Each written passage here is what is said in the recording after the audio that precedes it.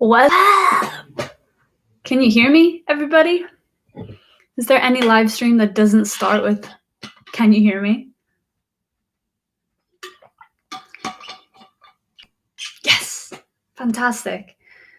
Well, we all know what happened last month. I haven't lost hope in Crowdcast as a platform. I actually think it's really good, and I like the interface. As a viewer, I like Crowdcast. I like that you can ask questions anonymously. I like the interface, but it was a disaster last time. I actually wrote to Crowdcast after the disaster last month, where YouTube ended up being hugely better quality, and I knew that it then couldn't be a problem with my Wi-Fi because, you know, just changing onto YouTube, a free platform, was easier. And they refunded my month of Crowdcast subscription and acknowledged that there had been an issue on their end. So there's a very boring update from you. I love sending emails. Does anyone else love sending emails?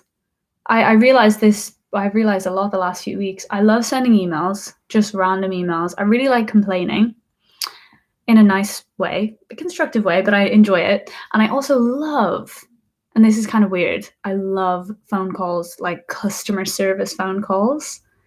I love it. I love it. I love having an issue and calling up and then go, hello, how are you today? And I go, I'm good. How are you? And they go, great. Can I help you? And I just have a little chat with them. I'm one of those really annoying people. I don't know. It makes me feel a little bit in control of my life, and I like being nice to those people. I acknowledge that those people sit on the phones all day speaking to people, and I don't like to be difficult, but I love a good phone chat. I'd love to get an email from you. Interesting thing I did this week that I thought was something I wouldn't have done previously. There is I don't know if anyone else loves houses, looking at fancy houses they can never afford, but I love to do that. And there is a website called Modern House, which is an amazing website for just the most beautiful and aspirational houses you can imagine. And not all of them are hideously expensive, but some of them are, and they're just so beautifully designed. And I'm just a sucker for it, and I'm on their newsletter, and I'm on their Instagram, and I just love it. Anyway, they're called The Modern House, and I'm a fan. Maybe I'll never get to buy a house. I think that's true for a lot of us, but I like to dream, and so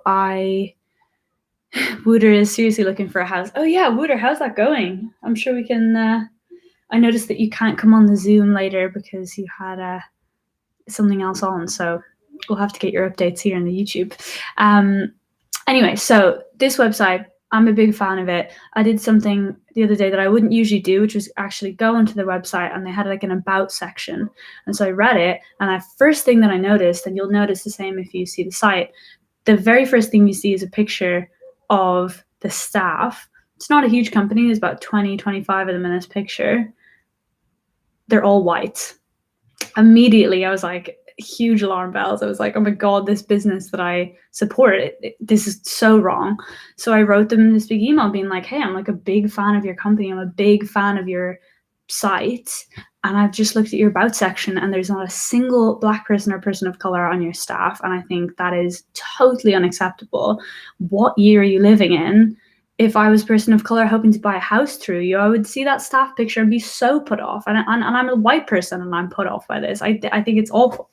Anyway, so I emailed them, and I thought they were really constructive, and they emailed back and they were like, you're totally right. We're making a bunch of structural changes. We're actually having a meeting today about it. So it's really cool that you emailed in, because we can actually say that this isn't just an internal issue. It's like people who look at the site are concerned by this as well. So that was something. And just, I thought that was, I don't know. I just thought that I'm not patting myself on the back for it or anything. I'm just more aware of these things as so many of us are. And I felt like that was just such a tiny, small thing. But it really, it made me feel better than not saying anything. Oh God, I realize this about so many companies all the time, and it upsets me. Oh my God. Hey, Shay, by the way. Hey, everyone. Hey, Greta, Brenna, amazing name. Hey, Eric. Hey, Lotta. Justin, Leo, hey Jake, Dirtboar, not sure of your real name, but perhaps that's on your birth cert. Foxo, Emily, Ben, Mina, hey Mina, Oh, amazing. And to everyone who's, I saw an Izzy there as well, to everyone who's tuning in who isn't in the chat, hello to you as well. Just to reiterate something I've said a few times, this is a different format I'm trying out every month. I'd like to accommodate for the fact that the top tier is growing. There are loads of us here now, so much more than the beginning. And the idea of a monthly Zoom hangout is something that I love, but I know it's something that not everyone does love, and not everyone loves being on cam themselves, and I totally understand that. So me doing one of these kind of shows, either here or Crowdcast, maybe we'll give Crowdcast one more chance next month, and then onto Zoom for a little after party hang, hopefully makes people feel included, and then they can come to one or the other. Maybe there's a world where you don't want to see me natter on by myself for ages. That's also fine, and you just want to catch up with the community on Zoom, or vice versa. You just want to tune into the show and hear about what I'm up to, but then back out yourself. So hopefully this is the best of both worlds and gives us some options, covers all bases, because I want you guys to collectively feel more than anyone in the Secret Demo Club that you're getting something out of this.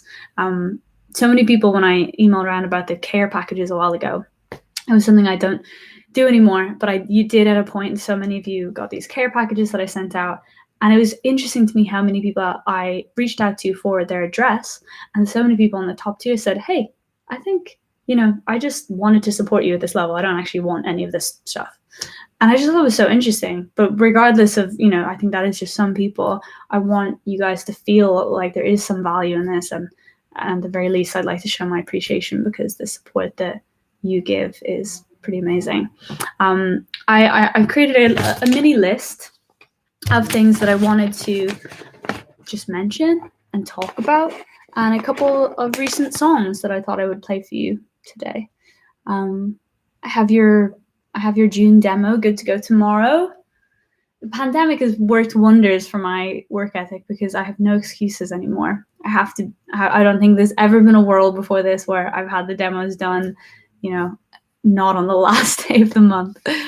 I love those streams. I'm in the top tier for so long, never felt comfortable with joining the Zoom calls. Totally understandable. It's a bunch of strangers when you break it down. I know that so many of us know each other, but it is, it could be strange. It could be weird. And also, you don't have to want that. I think I like the Zoom calls because I like that it makes it not all about me.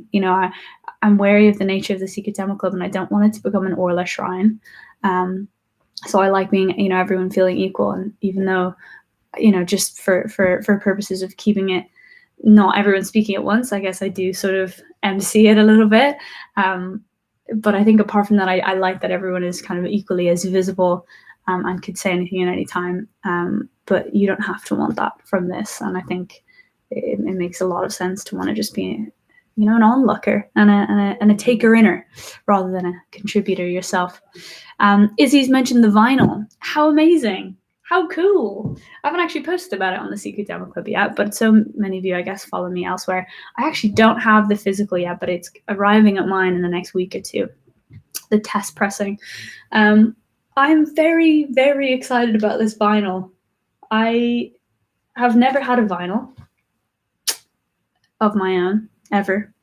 Those of you who make music or know anything about music, vinyl creating vinyl, printing vinyl is a process I knew nothing about a few months ago.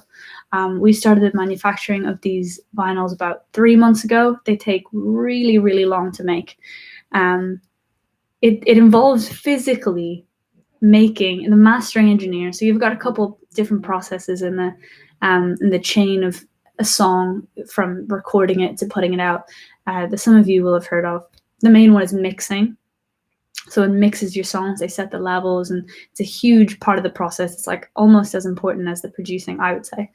You get the mixing, and then you got the mastering. Mastering is a bit of a dark art to me, and if I'm totally honest, I don't always understand what it is. Someone like Wooter in the chat would probably understand it a lot more than me. It's a final little sparkle level of compression radio readiness. Not as big a job or as long a process as the mixing, but the last thing that you do. And we had to get all of these songs, the 2 EPs and the 2 bonus tracks, remastered for vinyl, because the mastering engineer is not just bouncing you out a WAV file and sending it to you. He is cutting a lacquer. He's making the mold for the plastic discs to be made from.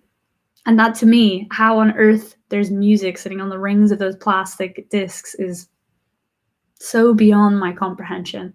Uder mentioned Kevin. I loved chatting about it. Kevin is a legend. Yeah, a guy called Kevin Tuffy. He mastered the whole thing. He was sending me pictures of this machine that he was cutting the lacquer from, and I was just like, wow, how did I not know that this was involved? I just thought you took the WAVs and printed it on the plastic with some sort of, huge learning process for me. Imagine working on an album. Imagine working on an album. I have a few things to say on that in this show as well. So yeah, the vinyl is exists. It's going to be a milky, clear color. Let me show you a couple of vinyls that I own. They're not me, but I think they're cool.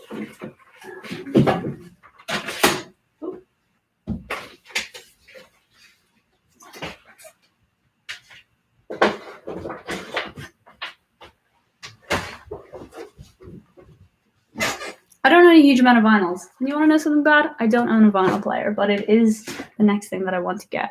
Also, excuse me eating, but I've got Nutella. I haven't eaten in ages.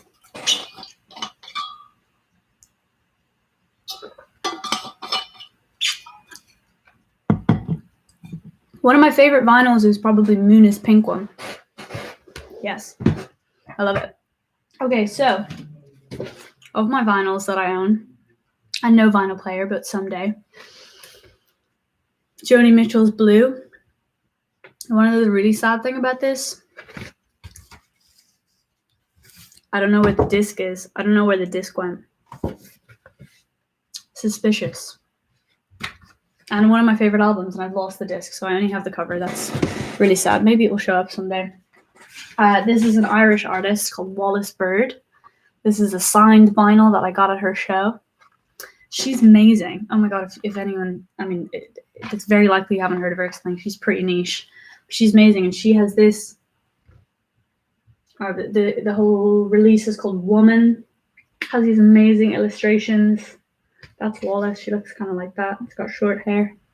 Wallis Bird. Oh, Lucas knows Wallis Bird. This is the back cover. Bit of a different vibe on the back. And the disc is... Oh, she's got a vinyl insert as well, which my vinyl does have, by the way. So she's got lyrics and thank yous. Just really super colorful. I love these pictures of her, and the vinyl itself is black.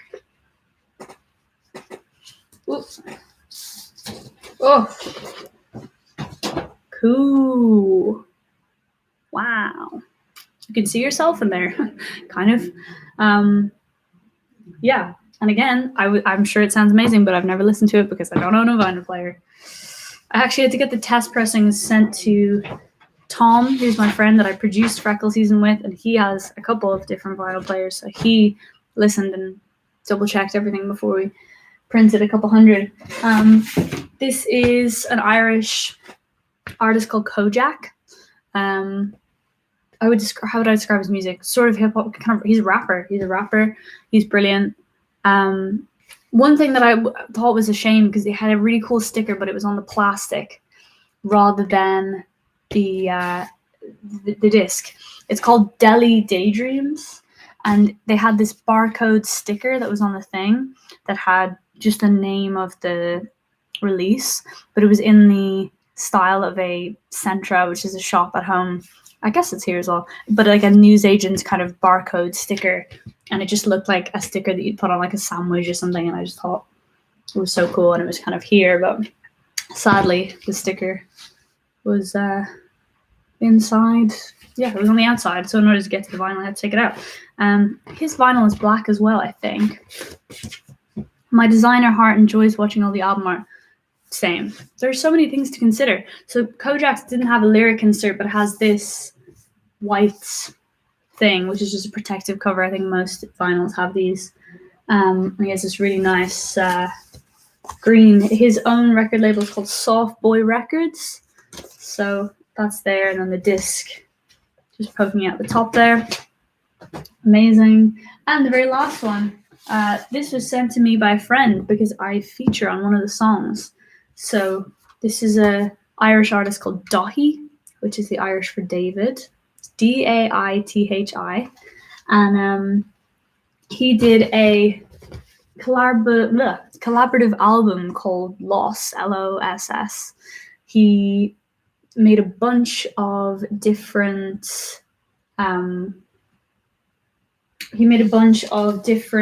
tracks when he was away. He uses a lot of field recording, a lot of atmospheric stuff, and he I'm just noticing the thank yous. He's put me as OG in the thank yous instead of my name, which is very cryptic. I don't know why that is. But I feature on track 5, Perfect Harmony. If you want to hear it, it's on Spotify. Daithí, Perfect Harmony. And I thought it was really cool. He's a DJ and producer. He doesn't do lyrics or top lines. He's making the tracks, and he just sent these tracks around and then said, the loose theme that ties this album together is the theme of loss. So interpret that in any way that you want.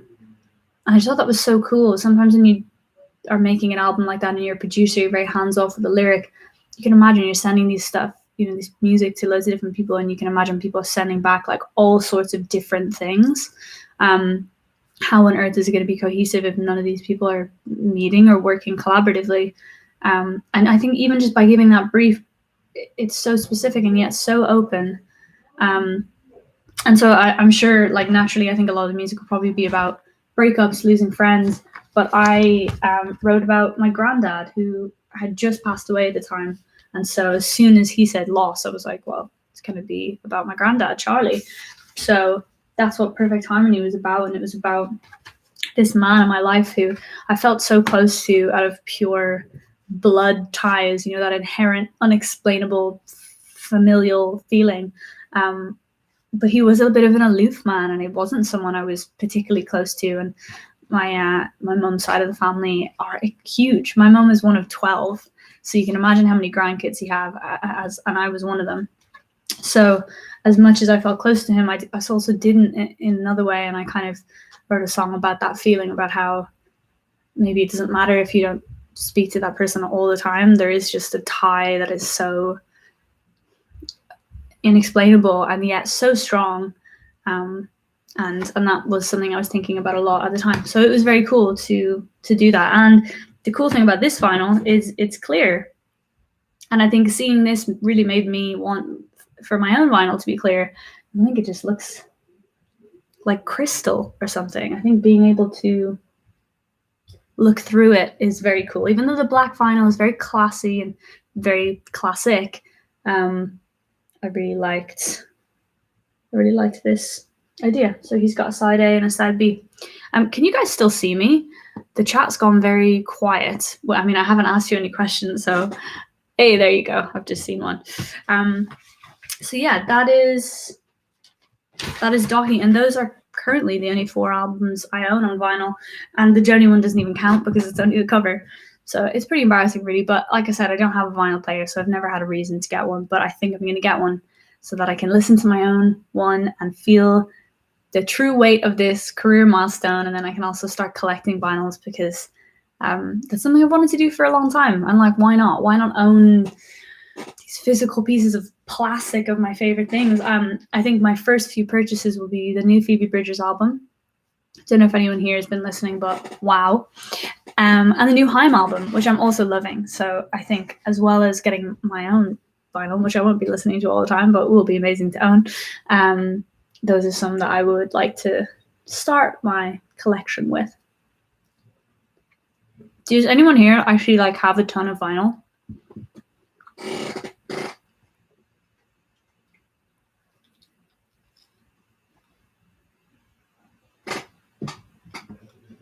Want some? Nutella is one of those things that I haven't bought for years. But I was in the supermarket the other day and I was like, I'm a grown-ass woman. I can get whatever the fuck I want. I can eat anything. and no one can stop me. Nutella was something that was like only for holidays. When I was growing up, we could only have Cocoa Pops and Nutella on holidays, no other time, only when we left Dublin. And that rule was so set in my head that I never thought about buying it. And then here I am, just eating it in the middle of the day because I can. Yours will be the third, no record player, but cool to collect a few choice ones. Yeah, I think that's where I'm at. And some of these I've just ended up with, like Dohi one was sent to me, but I want to. The vinyl player broke. Yeah, they're pretty tricky things, especially those old players. I have a few friends that have like they're using speakers from this one and they kind of have to cobble them together, and it doesn't look easy. I only have 6 vinyls. It's more than me, Mina. It's more than me. I wasn't allowed Nutella when I was younger, and now that I live with my fiance, I'm about 10. Oh my god, yes. It's so good. It's so good. And I didn't toast this bread enough because I was scared of being late to the live stream. So it's kind of just like Nutella and bread rather than Nutella and toast, but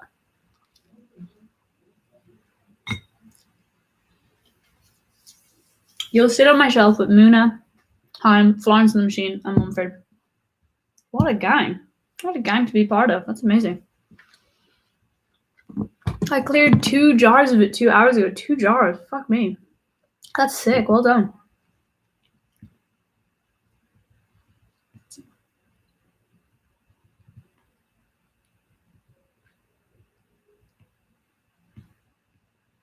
Sorry, my dad is texting me. My dad is the sweetest man in the whole world. Sometimes I think, why do I have such a fondness for sensitive men? Sensitive older men, dad-aged men, just showing their soft side. And it's because of my dad. Is the classic archetype of that. Today he texted me out of the blue and said, Heavy is an amazing song. I'm just listening to the lyrics now, and I just think they're brilliant. And I was like, why are you trying to make me cry in the middle of the day, you sweet, sweet man? Oh my god. Ages and ages ago, when I did my first tour, my dad came to some of the dates. They weren't even in Ireland. He came over to the UK to come to, I think, a Manchester show. And he brought like a banner, and like people were queuing up to take pictures with him. It was like a whole thing. And I was just like, at that point I knew. I was like, my dad's going to be very involved in my career, and I love that. He's like the unofficial Irish press officer. Like he often emails me and is like, hey, I've got a Irish radio presenter that wants to interview you on Tuesday. I've set it all up. And I'm like, sometimes he writes to the presenters and pretends to be me. He'll send in postcards to the radio stations and be like, thank you for playing my song, lol. And I'll be like, oh my god.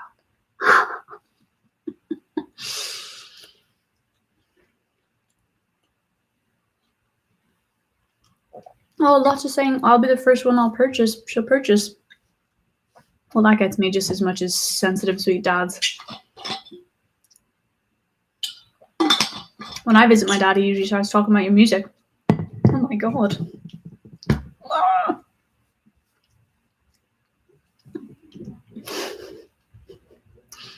Oh right, we're all gonna spot where the Nutella is.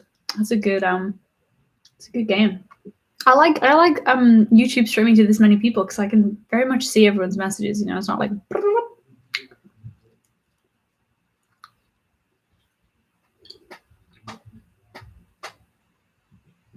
This is the content you guys wanted, right?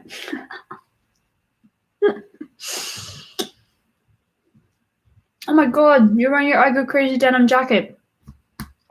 Amy, that jacket is amazing. I'm sure some of you saw it, but oh my god, so amazing. What an amazing thing to spend time on. You're so talented.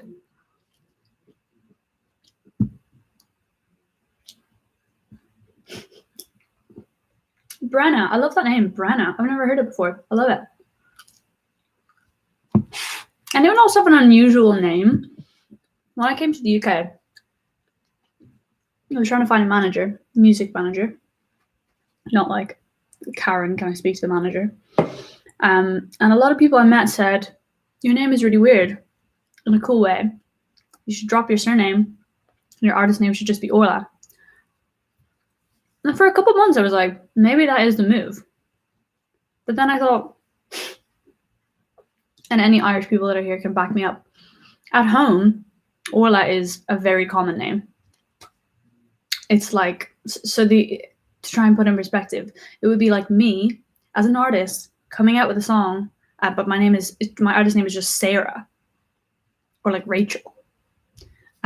Just just a common feels like an insult now, but you know what I mean, a very like regularly occurring name. And so I thought, yeah, maybe it might seem a little fun and unusual in other places, but in Ireland it's just so normal that I couldn't do it. But I have a deep envy for people with cool artist names, Soak, Muna, Lainey. What are cool artist names? Bastille. Cool. But then weirdly, all the artists that I like, or many of the artists I like, Imogen Heap, Joni Mitchell, Regina Spektor, they're their own names. They don't have an artist name, so that's kind of interesting. But yeah. Orla isn't weird to me because I'm half Irish, but I think it's rare for English people. Apparently Becca is a very unusual nickname for Rebecca. Right, yeah, true. I do. When I was younger, every English-speaking person didn't bother to ask how to pronounce Shireen. Oh, I want to say, am I saying it right as well? It's obviously not Shireen, right? But it's Shireen doesn't sound right. Can you type out how to spell that or how to pronounce it? So I use Shay, but now I'm establishing myself as a designer. Interesting. Also, mullet update for anyone who never asked. So the artwork for Figure It Out. Classic song, instant hit, 2 versions. Don't say I don't feed you with this stuff. There it is, cool, sexy back of the neck shot, little shaved. Look at it now. Not so cool anymore, guys. Wow, that's a full-on mullet. To anyone who ever wants to get an undercut, I say, obviously, do whatever you like. But I will say the growing out period has been long, and regardless of quarantine, I probably would have just tried to stay indoors the last few months anyway, because for a while it wasn't coming up. I tie up my hair sometimes and it was just not, it can go up there now, but it was weird. And I thought about that stage where everyone cut the sides of their hair. Remember that? I remember wanting to do it. Ellie Goulding did it and I was like, wow, it's just a bitch to grow out. Figure It Out acoustic is Purple Heart. Also, the cover art is purple. Shireen. Oh, I was right. Shireen. I thought the accent might have made it different. Thank you. Yeah, the cover art. I wanted to just do a bit of a switch up on the original. And someone from the Secret Demo Club, actually, his name is Aaron, and I do a lot of stuff with him. I dropped him a message and just said, is there any way that you can think of kind of editing this? I kind of want to invert the colors somehow, but I still want it to look good in its own right. And yeah, he suggested let's dark out the background, and he changed the color of the heart and just added this like subtle glow. And I just thought it was really cool. So that's all. It's all Aaron. I'd like to play you a song if that's cool, guys. I want to play you a new one. I'm trying to think of whether or not I have put this up. I don't know. I don't know if I have, but I'm gonna get the old lyrics up. And after this song, I want to tell you a little bit about what I've been up to in a bit more of a concrete way. I've been a little bit deliberately cryptic about it the last few weeks. Well, I just got myself sorted and solidified some plans, and now I'm ready to tell you.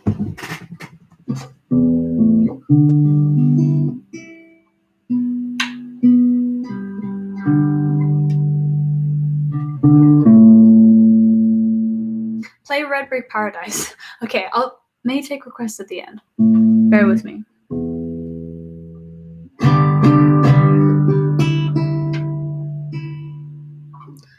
I have a really annoying guitar tuning app and it really bugs me, and I try not to use it, but it is necessary.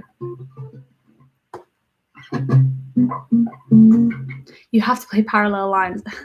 You love Parallel Lines. Parallel Lines, I don't know off the top of my head. And that's not what I intended for the stream, but we will do a request stream specifically.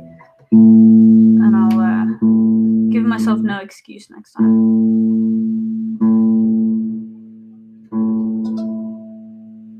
That's my app telling me I've got it right.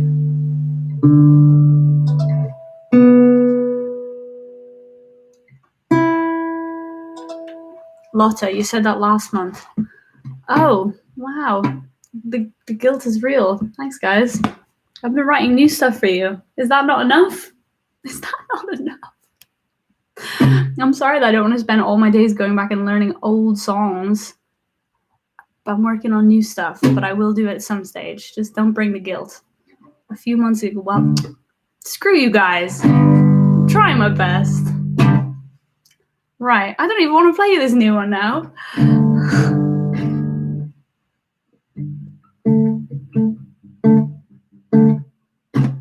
Are you not entertained?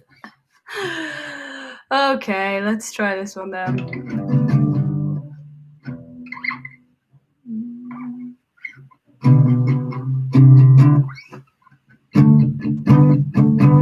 This is called Pretending.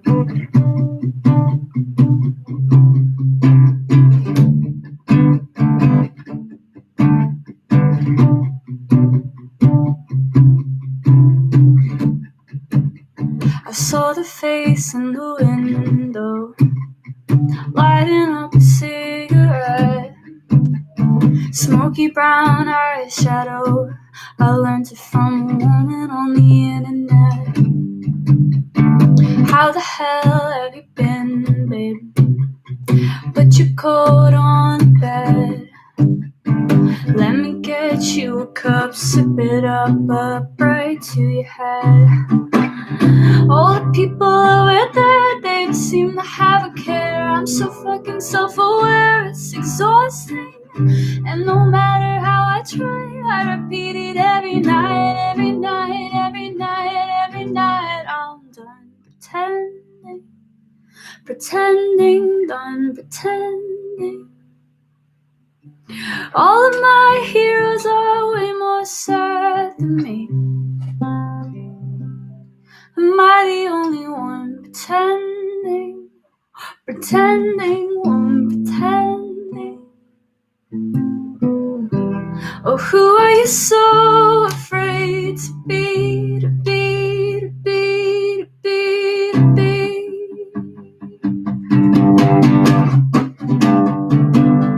I lied about liking your dress. I lied about sticking around. I lied about knowing the band that you talked all night about. So take it up with the jewelry, 'cause I don't wanna care anymore.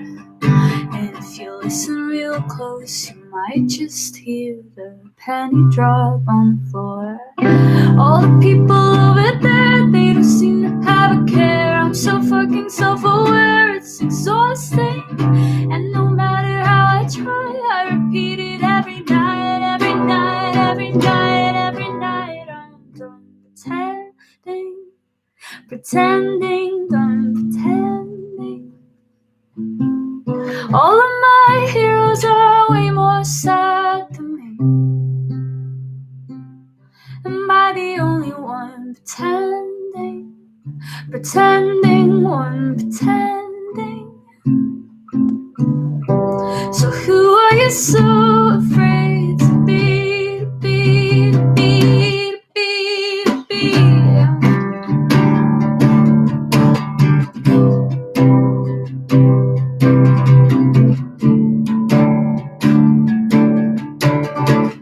So the gang vocals go, am I the only one pretending, pretending, one pretending? Am I the only one pretending, pretending, one pretend? And I go over the gangs, leave me alone.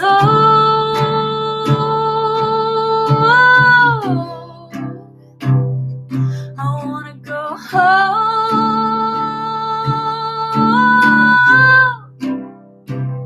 Leave me alone.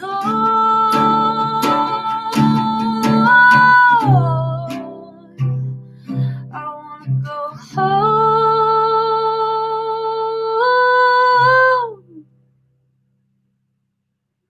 But underneath my bit, you still get that. Am I the only one pretending? That's like, yeah, it's two parts. But yeah, that was one. I think I put a voice memo up at some point of that one, but I feel, yeah, I feel excited. I'm really proud of all those people over there, they don't seem to have a care. I'm so fucking self-aware, it's exhausting. I don't know why, but just like lyrically, I feel like sometimes you write down something absentmindedly and then you're like, whoa, I really think that. It's not even that I think that it's good, I just think it's very me. And I'm so self-aware, it's exhausting. But yeah. Hey guys, I'm obviously not going to be in the stream. I'm mid-doing up my room and everyone's a mess, but tell all I said hello. Thank you. I'm a slut for harmonies. Oh yeah, harmonize away. Okay, so we've got 20 more minutes in this live stream before we jump on the Zoom, and so I'm going to tell you some stuff. I'm going to tell the whole Secret Demo Club this kind of thing in the next couple of weeks, but I think you are the core group, and so I would like very much for you to be the first people. Some of this won't come as any surprise, but I'm just going to put it out there anyway. So I'm working on an album. I've mentioned that a couple times, so I don't think that will be particularly crazy news, but it's time. I felt for a while it's time for me to do my first full length. When I was recording Freckle Season, I had an overwhelming feeling of like, I'm really enjoying this process and I want it to be 3 to 4 times as long. So that is, that's where I'm at. And I think for the last couple of years, there's been a number of reasons why it hasn't made sense. I was trying to become a better producer myself. I was trying to find my team, people like my manager, Claire. Is very important. Tom, who I produced Freckle Season with, who I will also do the album with. I'll do the vast bulk of it myself, all the demoing and writing, and then take it to him. But yeah, I feel really excited. I feel really ready in a number of ways, and it's one of those things where all signs just point to this now. There's no, EP land is a very safe space for me to be in. I've occupied it for a couple of years now, and they're a really manageable chunk of work to do. 4 or 5 songs is I don't want to say inexpensive, but less expensive to record than an album, and so it's less money for me to have to try and find up front, and less of a big chunk of work to just get my head around.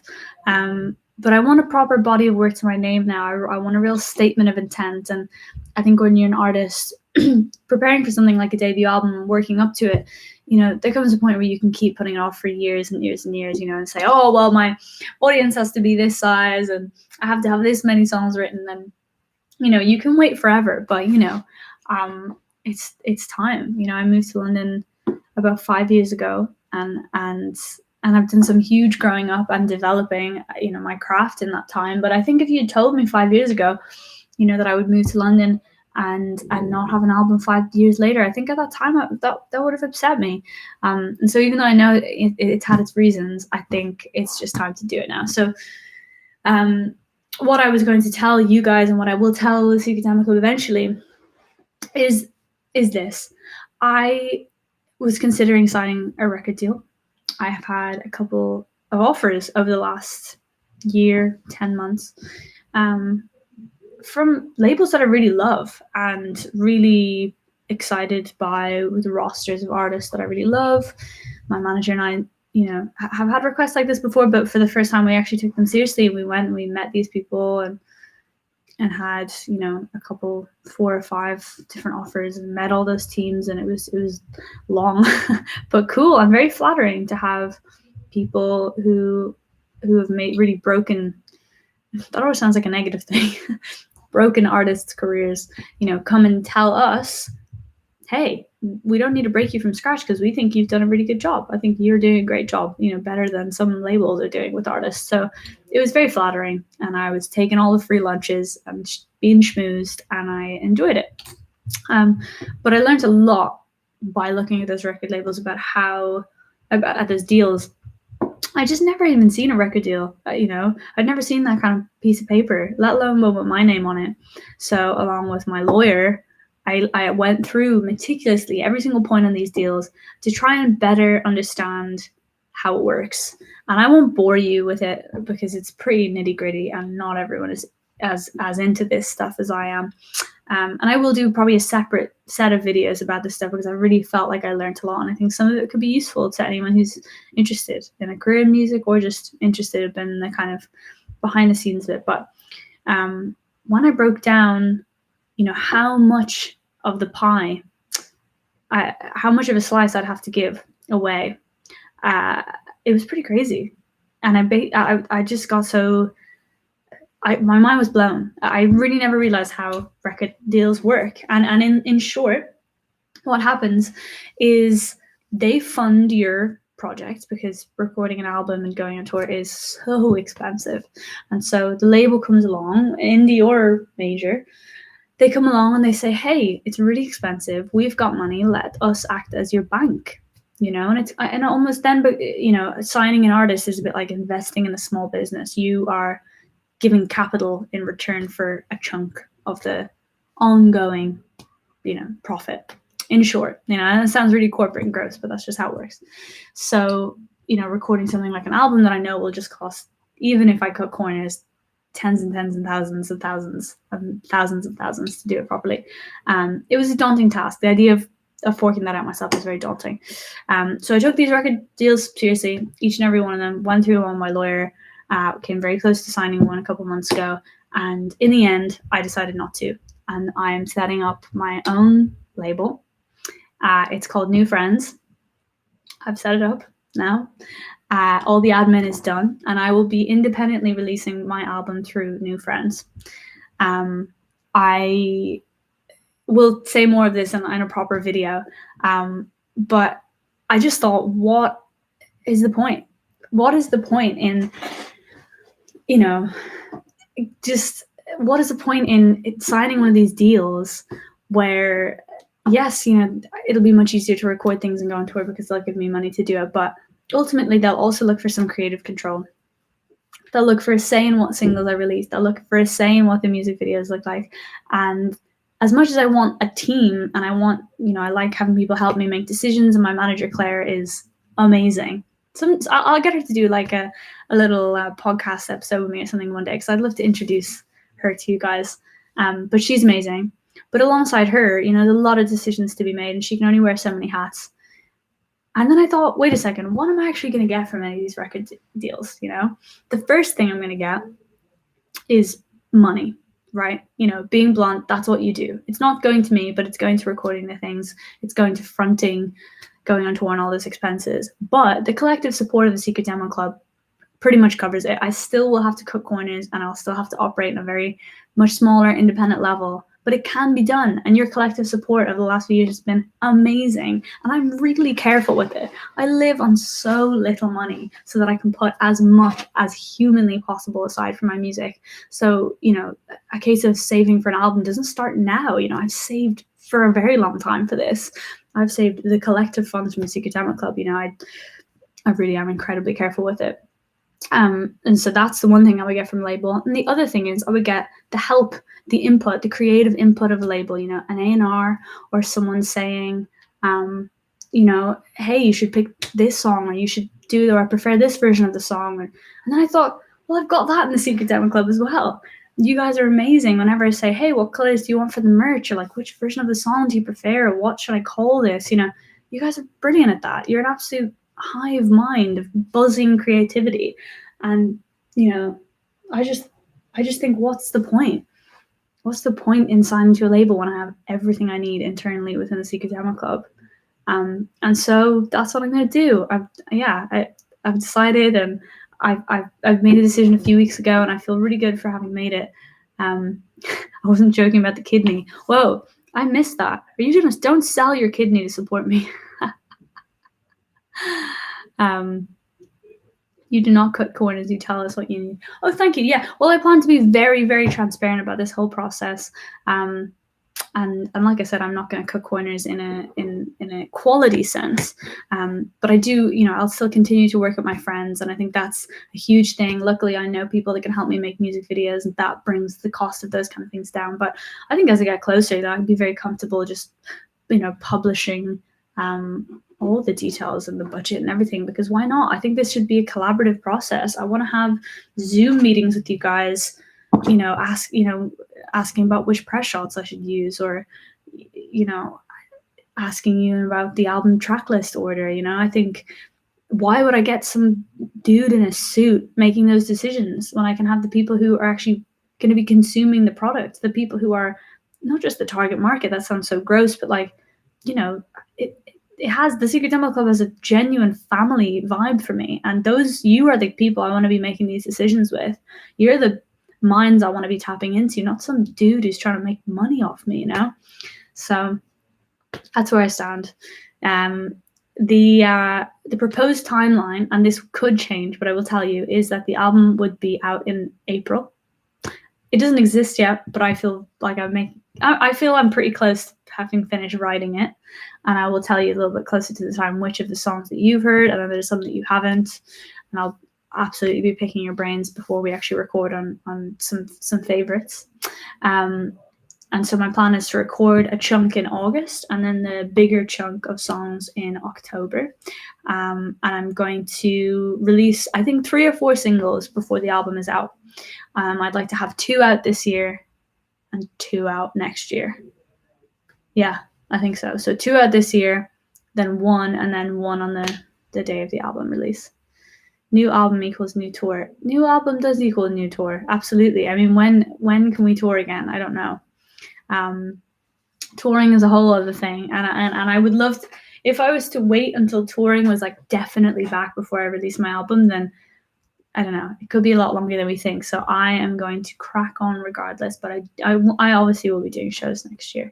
But yeah, that's my news, guys. So, you know, it's kind of strange like telling you this news and not being able to like give you some music, you know, because you guys are always behind the scenes anyway. But at least now I can tell you that, you know, after 3, maybe almost 4 years of the Secret Demo Club, I'm not just here kind of throwing stuff to the wall and seeing what sticks. You know, I'm not just here developing my craft and practicing my production anymore. Like, I'm working towards a body of work. Some early thoughts on the album, and I was thinking today I might make a list of album commandments, which is kind of weird, but like a list of things that I, before going into the process, that I want to you know, remember to do and not do. And so if I'm making decisions at the album and we're in the middle of producing, I'm feeling a bit lost, like a list I could refer back to. And I'm talking about things like, thou shalt not overproduce, thou shalt keep things stripped back when it makes sense, thou shalt, it's a weird way to think, this thou shalt thing. Oh, I just got a calendar notification about the Zoom call. That's in 10 minutes. Yeah, thou shalt not overproduce. Thou shalt keep raw messiness in there because it's real. Thou shalt not have, you know, too many parts playing at once. No, I don't want it to be cluttered. I don't want it to be too posh or clean or sparkly. I want it to be raw. I want it to be real. I want it to be me. I want it to be all the genres I love blended together. The pop songwriting will always be there, but I wanted to have this grittiness. I think I started to touch on that in Freckle Season. It was very exciting to me. I wanted to sit, of course it'll be in a pop world in some sense, but on the more interesting side where I always strive to be. And of course there will be some folkier moments, some singer-songwriter moments in there as well. You know, I want it to be bold. I want it to be brave. I want it to be confident. I just want it to be very me, and that's kind of what it comes down to. I want it to be a very undiluted version of me. And now that I know that there's no big label pulling the strings of this future album, it makes me already feel like this whole thing will be more me. You know, I'll have to, I feel like the Secret Demo Club is what Patreon was made for. That's a huge compliment. That's a huge compliment. Actually, funny story, side note, but no. I had a friend of mine basically copy the Secret Demo Club recently. I'm not going to name her because you might find her, but let's just say she pretty much typed Secret Demo Club into a thesaurus and called her Patreon that, and copied and pasted all of my tears. And I was like,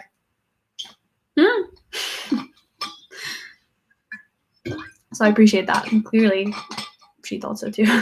No, but seriously, I appreciate that. I'm not the first person to use Patreon for music or use Patreon for demos, but I feel so genuinely proud of this community, and not just of building it or being the reason that people know each other. Like, I feel so proud to have supporters who are like funny and cool people that I want to hang out with in real life. That's why we're doing these Zooms. That's why we're doing all this stuff. Like, I want to talk to you because I think you're fucking cool. And anyone that's ever supported me on tour has said the exact same thing, unprompted. You're people who come to your shows, people who support you are really cool. What the hell? Like, I love them. They're so nice, so supportive. And I'm like, I know. I don't know why, but I just love it. I feel very, very lucky. So, to put things into perspective, without the Secret Demo Club, if I take that out of my life for the past 3 years, not only am I seriously lacking in focus, because it gives me a huge focus every month to get the demo done, huge incentive to finish things off. I think I would be definitely not at the level that I could produce any of my own album. I would be definitely working 1 or 2 side jobs to keep myself alive alongside music and trying to fund music desperately. And more importantly, I would be way, way further away from my debut album, and I would definitely have to sign a record deal to make it. I would have to sign a deal that I didn't even want, just so that the album would exist. So, I hope that puts into perspective this chunk of change you give every month, which sometimes I'm sure you see going out of your account and you go, okay, well, it's starting to build up. It's going to be used in a concrete way. Every cent that you've given is going to now compute to studio time, production fees for Tom, mixing, mastering, music videos, tour, assets, photos, artwork, everything that goes with it, PR, marketing. Like, I can do all these things, and it's directly because of you. And I just think that's the hugest thing. And it's, this community in this space is one of the things I'm proudest to be any part of in my career. Like, there's genuinely times where I think if I didn't have this, like, would I even be doing music anymore? Maybe I would, and it would just look different, but maybe I wouldn't. So, I really want to hammer home how important this whole thing is to me. And it's not just, yes, it's the security of having, the equivalent of a salary for a creative person, which I know is very unusual and amazing, but it's also so much more to me than that. And I think being able to make this decision about this album with Claire, and deciding to do our own thing, really, really drove that home for me again, how amazing and unique. And yeah, God, I feel a bit emotional. Basically, thank you, and I love you, and I say it all the time, but I mean it now more than ever. But yeah, can we tear up any further to help out more? I really appreciate that. Oh my goodness, I have thought about this, and I honestly don't know if I feel comfortable with it. Maybe I'll create a kind of temporary higher tier if I can think of something really good to offer you.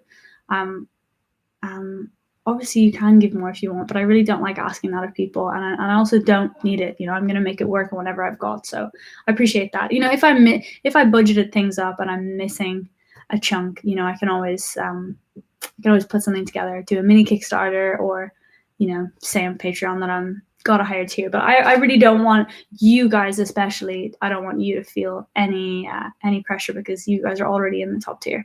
You already given so much, and decisions like removing my last tier, moving it from $1 to $3, those are the decisions I've made with this album in mind. And so, I'd rather have the people on lower amounts giving just a touch more rather than asking anything more of you, because it's already a lot, and I appreciate that so much.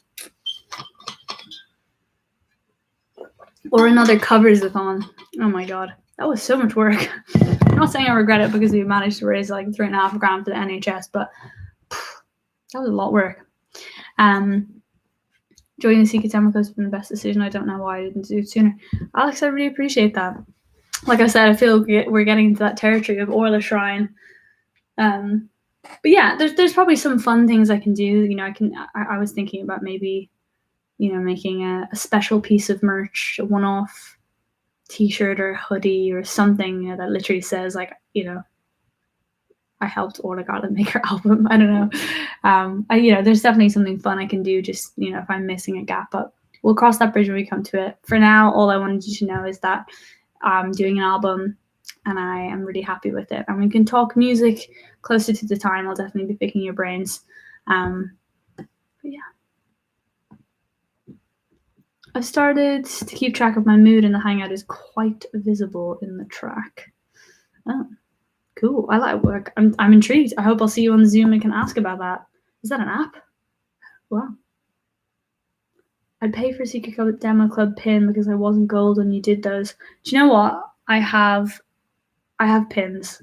And even though I'm not doing the Secret Demo Club care packages, I should definitely still send the pins. So thank you for reminding me. I'm going to write that down. Pins. Okay, we're approaching 7. I wanted to play you some more songs, but I can do that another time. I feel like this is pretty important stuff. We love the Secret Demo Club pins so much. Yeah, I have probably 80, 70 or 80 of them sitting in my flat, so that's not fair. I helped Orla make the album, and all I got was this T-shirt. I actually really like that. I think it's kind of stupid in a cool way. What does that come from? Oh yeah, like I went to London and all I got was this lousy T-shirt. I think that was pretty sick. I won't be joining the Zoom, but have a great time. Thank you so much. Yeah, I appreciate you all so much, and like I said, I say it a lot, and I mean it a lot. It's as simple as that, and I hope that whatever this album ends up being, I hope it's something that we feel like we've made together, and I hope like I said, to include you in those creative decisions, and hopefully it's a fun process for you as well. I want this to be very interactive because it's helpful for me as well. I was really kind of random, but I was really inspired by Charli XCX's album process. She made an album in lockdown, completely in lockdown. She was doing Zoom meetings with hundreds of people on them. They were all deciding like which should be the cover art and everything. And I just thought that was such a cool use of a following, like what's the point in any of this if we can't be collaborative? Especially when I love your ideas, like when I do the art competitions and when I call on your creativity to like feed me, I'm always given something. So yeah, excited to start this journey, like Jake said. And so yeah, I'll probably make a video in the next couple of weeks explaining that a little bit more to the other patrons, and then going into the studio, probably doing some prep sessions this month, and then it's June next month, and then August starting to record. So yeah, I'm gonna let you guys go because I'm just gonna like make a cup of tea before the Zoom. Thank you for tuning in. If I don't see you on the Zoom, thank you so much for watching this. You are brilliant and amazing and a valued part of this community. And if you are coming onto the Zoom, I will be, let's be realistic, 3 or 4 minutes late, but I'll try and approve everyone in the meeting. I've not actually set up a Zoom meeting before, so I'm going to, let me just try to start it while you're all here.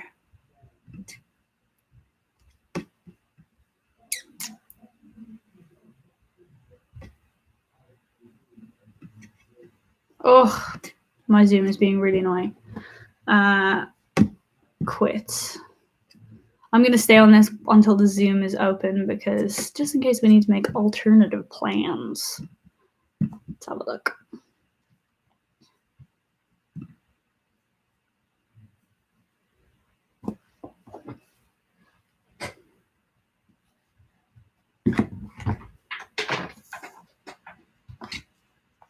Weird. I'm getting the spinny wheel of death, which is not great. Let me try it on my phone.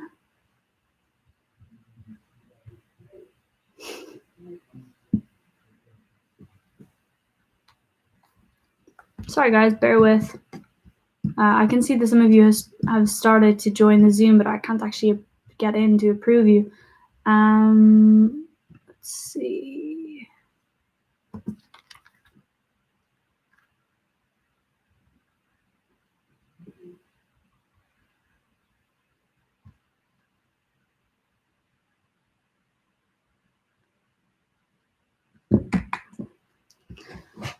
Oh, baby, baby, why is everything so hard?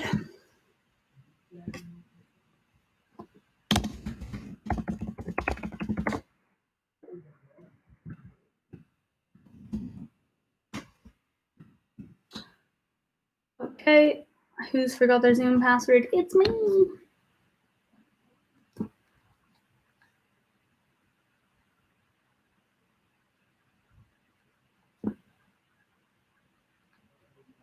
Mood, yeah, so.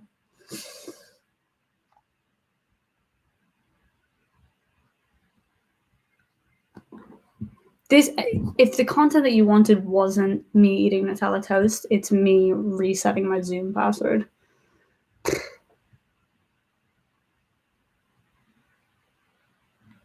Also, while I'm here, thank you so much for all of your nice feedback on Inside Jokes, which is the voice memo I put up today. Yeah, everyone was really nice about it. It's a feeling I've had for a while. How weird it, like, inside joke. I had a boyfriend where we had this thing where we'd always speak in like these really silly American accents. It was really annoying. But like every so often I feel myself slipping into that accent, and then I think, oh, that really was very much an inside joke. There's no reason that anyone else would find this funny. It's really annoying actually. And I think of him, and I think of how much of my brain is taken up, how much my brain real estate is taken up by useless things like that don't mean anything to anyone, and I can't get rid of them. In fact, I remember them so much more than like useful things like my Zoom password.